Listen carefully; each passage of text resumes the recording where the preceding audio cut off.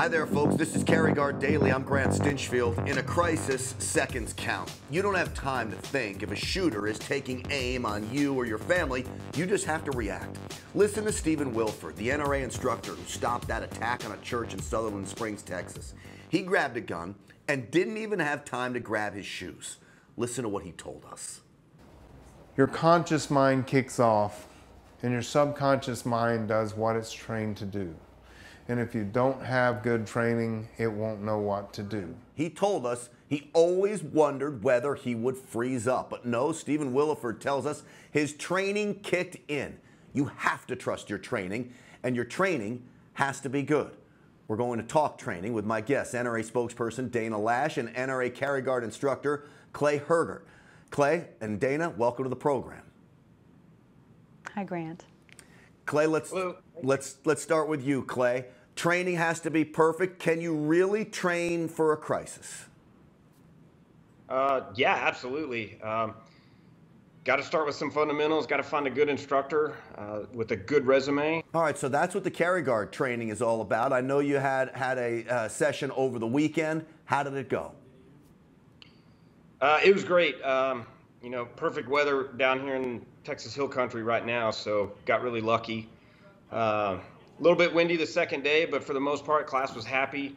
Worked through all the fundamentals. Fun for us to watch the progression from whatever level somebody walks through the door to what they leave with. So Dana Loesch, you've been through the training. I know you carry as well as I do. Tell me what the Carry Guard training meant for you and how you left.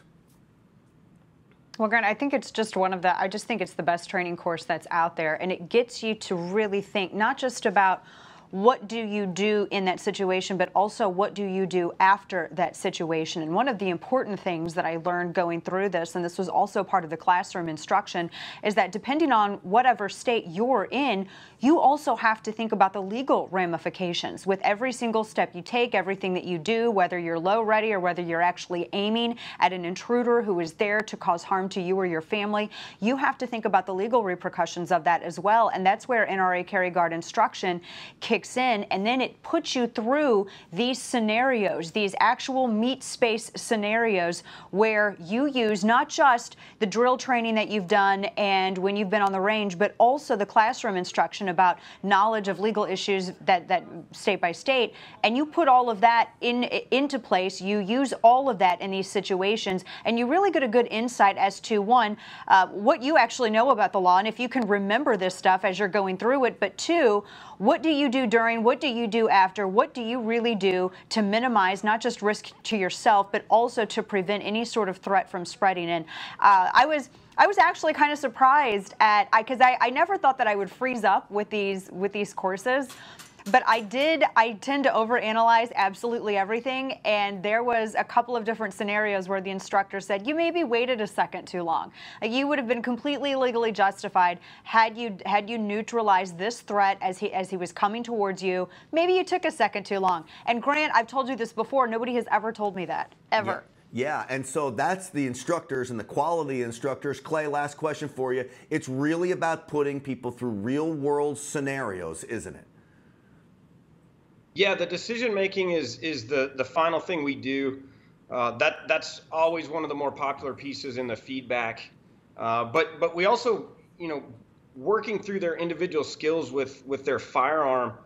You know, you've got to think about your training proficiency or lack thereof as an additional risk factor. You know, just what happens in the situation is not everything. You've got to look at, you know, what led you to that point and then the aftermath of that. And then you've got to answer the questions. Okay, was my skills or lack of skills, was that contributing to risk? Or let's say we did employ something and we didn't have the skills to really use it. Now you've got to answer for some bad decisions and some possibly some poorly placed rounds. All of that is a big risk factor that a lot of folks don't think of until we're putting them through those situations, and until we've led them through 3 full days on the range and they start to realize, oh wow, I really wasn't prepared to carry. now I'm starting to get the skill sets to be confident and safe with those firearms. And that's what it's all about, is being confident and safe out in the field to make sure that you keep yourself safe and those around you safe. Dana Loesch, Clay Hergert, thank you so much for coming on the program today.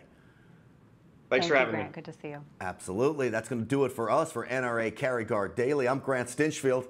Thanks so much for watching.